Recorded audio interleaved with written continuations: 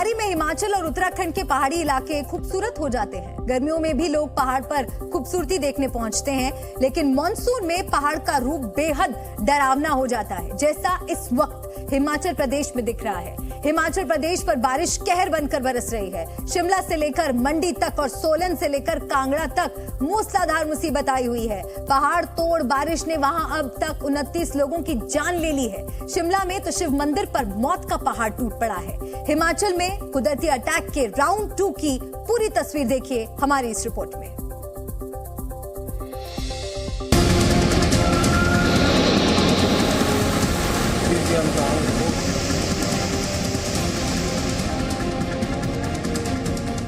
हिमाचल में कुदरत का अटैक पार्ट 2।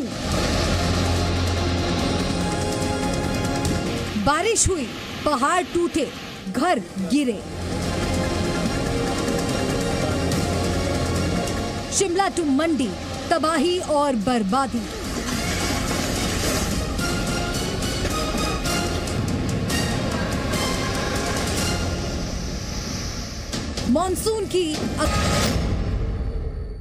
मॉनसूनी बारिश ने हिमाचल प्रदेश में कोहराम मचाया है।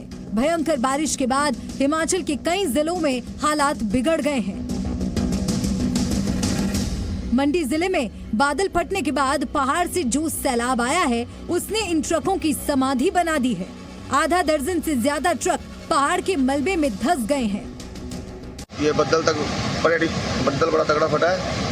ये तबाही अब आई है और तबाही आ गई है। 7 मील की तबाही। क्या बचेगा क्या रहेगा कुछ पता नहीं है। भारी बारिश के कारण पहाड़ से पानी और मलबा साथ साथ नजर आ रहे हैं। ये मलबा निचले इलाकों में रहने वाले घरों को अपने साथ बहा ले जाने पर आमादा है। बादल फटने के कारण मंडी में ब्यास नदी फिर से खतरे के निशान के पार पहुंच गई है। ब्यास नदी का ये रौद्र रूप फिर से डरा रहा है। ब्यास नदी के किनारे खड़ा भगवान शिव का पंचवक्त्र मंदिर एक बार फिर पानी में घिर गया है। मंदिर का आधा हिस्सा डूब चुका है। जिस रफ्तार से मंडी में बारिश हो रही है, उससे आशंका है कि मंदिर के शिखर तक पानी ना पहुंच जाए। पिछले महीने भी ये मंदिर आधा से ज्यादा डूब गया था। पुल यहाँ से गया और यहाँ पे पहुँच गया। भारी बारिश के कारण पराशर इलाके को जोड़ने वाला बागी नाला का पुल बह गया। यहाँ 250 से ज्यादा पर्यटकों के फंसे होने की आशंका है। मंडी के मसेरन गांव में बादल फटने के बाद के हालात देखिए। गांव में अब सिर्फ पहाड़ों का मलबा ही दिख रहा है। इस मलबे में कुछ लोग दबे हो सकते हैं। शिमला में भी कुदरत का कहर इंसानी जिंदगी पर भारी पड़ा। ये तस्वीरें इसकी गवाह हैं। शिमला के समर हिल इलाके के शिव मंदिर में लोग सावन के सोमवार पर दर्शन करने के लिए पहुंचे थे। अचानक से मंदिर के पास पहाड़ का बड़ा हिस्सा आकर गिरा और दर्शन करने पहुंचे श्रद्धालु इसकी चपेट में आ गए। अभी तक हादसे में 9 से ज्यादा लोगों की जान जा चुकी है। मलबे में अभी भी कई लोगों के फंसे होने की आशंका है। शिमला में हादसे वाली जगह पर मुख्यमंत्री सुखविंदर सिंह सुक्खू पहुंचे और रेस्क्यू ऑपरेशन का जायजा लिया। मैं खुद देख रहा हूँ और आर्मी को भी हमने बुलाया है और सावन मास का सोमवार है।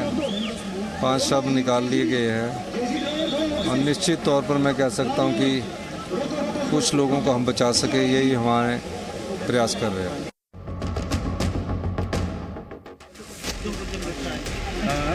रास्ते बंद है। हिमाचल प्रदेश के सोलन में बीती रात बादल फटने की घटना हुई। पहाड़ से आए मलबे ने कुछ घरों को अपनी चपेट में ले लिया। सोलन में बादल फटने के कारण अब तक 7 लोगों की जान जा चुकी है। 48 घंटों से जारी बारिश ने कहां-कहां आफत मचाई है, आपको मैप के जरिए समझाते हैं। शिमला, मंडी, सोलन, बिलासपुर और कांगड़ा में भारी बारिश से आफत आई है।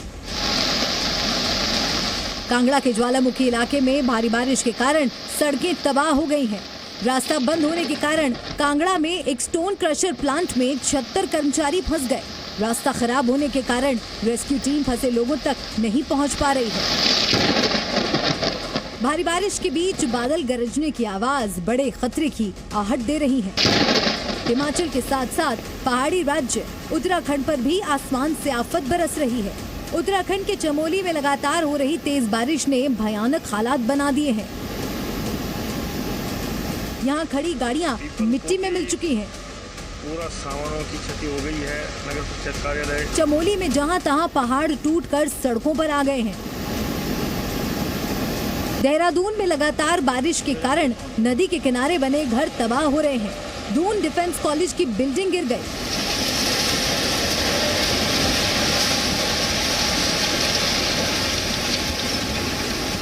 देहरादून के कई इलाकों में तालाब बन गया है। लोगों को आवाजाही में दिक्कत हो रही है। उत्तराखंड के टिहरी में एक निर्माणाधीन टनल में पानी भर गया। टनल में 70 से ज्यादा मजदूर फंस गए थे, जिसके बाद उन्हें रेस्क्यू कर बाहर निकाला गया।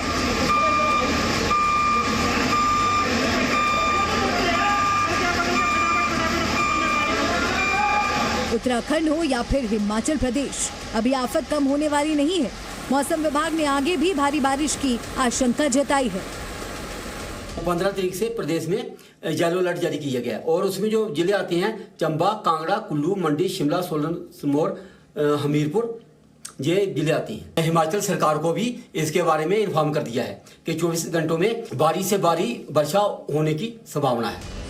पहाड़ों पर बारिश के बाद पहाड़ का पानी अगले कुछ दिनों में मैदानी इलाकों तक पहुंचेगा। आशंका है कि पहाड़ के बाद अब उत्तर भारत के मैदानी इलाकों में भी बाढ़ का खतरा बढ़ जाएगा। ब्यूरो रिपोर्ट, जी मीडिया। आजादी की पूर्व संध्या से पहले इसरो ने देश को दो खुशखबरी दी है। जहां चंद्रयान 3 चंद्रमा के बेहद करीब पहुंच गया है, तो वहीं सूरज की ओर जाने वाले मिशन आदित्य L1 को अंतरिक्ष में भेजने की तैयारी भी जोर शोर से शुरू हो गई है। यानी अंतरिक्ष में भी भारत का विश्व विजयी तिरंगा हर जगह देश की शान बढ़ाएगा।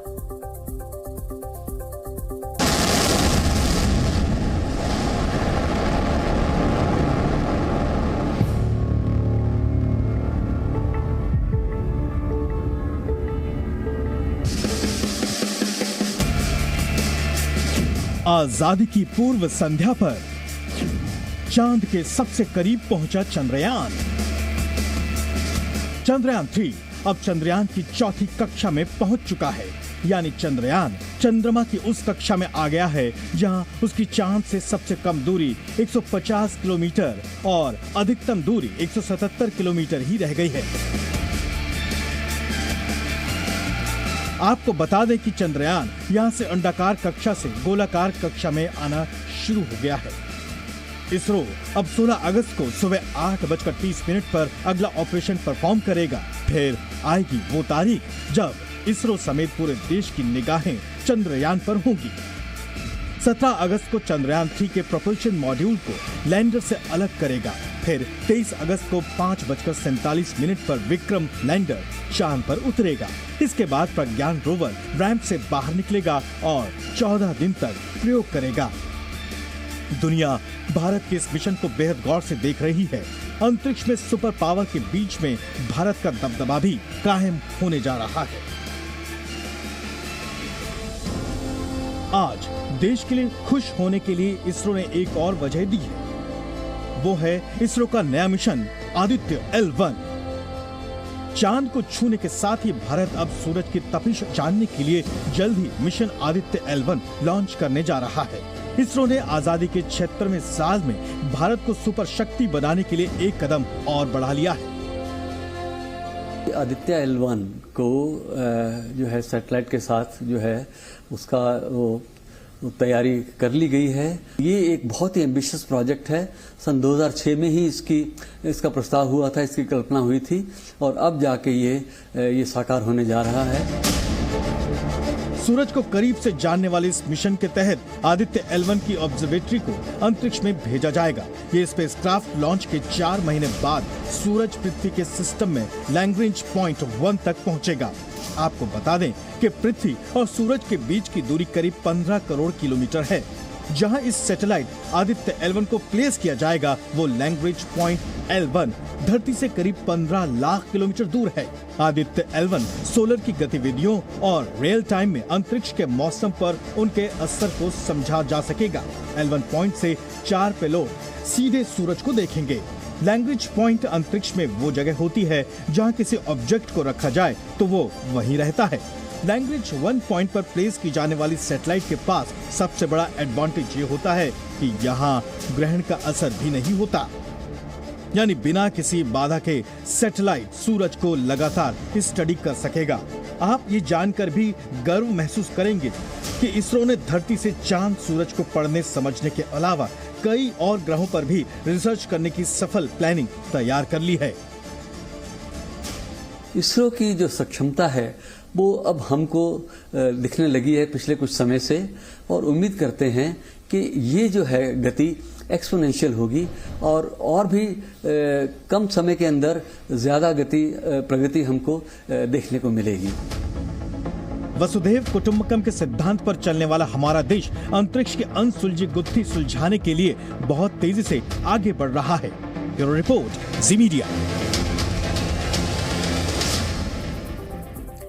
ये तो बात हो गई चांद और सूरज की। अब बात करते हैं सितारों की, जहां की आपको बताते हैं कि इसरो के कौन कौन से मिशन देश को नई ऊंचाइयों पर ले जा रहे हैं। ये जानकारी आपके लिए अहम है।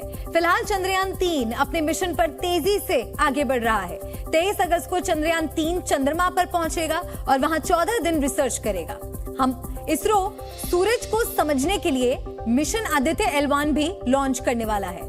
आपको बता दें कि इसरो पहली बार सूरज के इतने करीब जाकर रिसर्च करने वाला है। रिसर्च में अंतरिक्ष के मौसम पर अध्ययन होगा। इसरो शुक्र ग्रह पर भी शोध करने की तैयारी में जुटा है। इस मिशन के तहत शुक्र ग्रह के अनसुलझे रहस्यों से पर्दा उठेगा। यही नहीं, मिशन गगनयान के तहत भारत पहली बार अंतरिक्ष में अंतरिक्ष यात्री भेजेगा। मिशन में 3 सदस्य शामिल होंगे। मिशन निसार के तहत नासा ने इसरो से हाथ मिलाया है। इस मिशन में भूकंप, ज्वालामुखी और सुनामी समेत धरती के इकोसिस्टम पर रिसर्च होगी। तो इसरो के आगे क्या-क्या मिशन होने वाले हैं, ये थी वो जानकारी।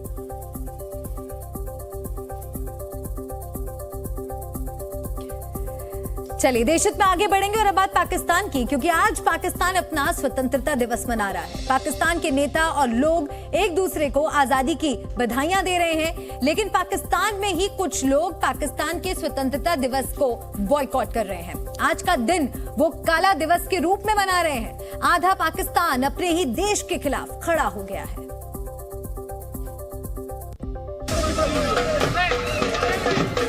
हाथों में पाकिस्तानी झंडा नहीं, काला झंडा। पाकिस्तान की जमीन पर पाकिस्तान की आजादी का विरोध। पाकिस्तान के कब्जे वाले इलाके में पाकिस्तान के खिलाफ आवाज बुलंद। आज पाकिस्तान ने अपनी आजादी का जश्न मनाया, लेकिन इसी आजादी के दिन पाकिस्तान के 3 राज्यों में लोग काला झंडा लेकर निकल पड़े हैं। और चौथा इलाका जहां पाकिस्तान ने अवैध कब्जा कर रखा है, वहां तो पाकिस्तान विरोधी नारे लग रहे हैं। ये ना कोई स्टेट है, ना कोई हुकूमत है। पाकिस्तान के खैबर पख्तूनख्वा में पाकिस्तान के खिलाफ काले झंडे लेकर लोग सड़कों पर उतर आए हैं। ये लोग ढोल नगाड़े के साथ पाकिस्तान का बैंड बजाने निकले हैं। ये लोग खुलकर पाकिस्तान का विरोध कर रहे हैं और पाकिस्तान के स्वतंत्रता दिवस को काला दिवस के रूप में मना रहे हैं। इसमें खैबर पख्तूनख्वा के साथ साथ बलोचिस्तान के लोग भी शामिल हैं। खैबर पख्तूनख्वा और बलोचिस्तान के लोगों का विरोध सुना आपने। अब जरा पाकिस्तान के कब्जे वाले कश्मीर के लोगों का गुस्सा भी देख लीजिए। पाकिस्तान के कब्जे वाले कश्मीर POK में भी लोगों ने 14 अगस्त को काला दिवस के रूप में मनाया। POK के लोग पाकिस्तान की सरकार के विरोध में हैं। POK पर पाकिस्तानी सेना ने अत्याचार की इंतहा कर दी है, इसीलिए POK के लोग पाकिस्तान की आजादी के ही खिलाफ खड़े हो गए हैं। जी न्यूज़।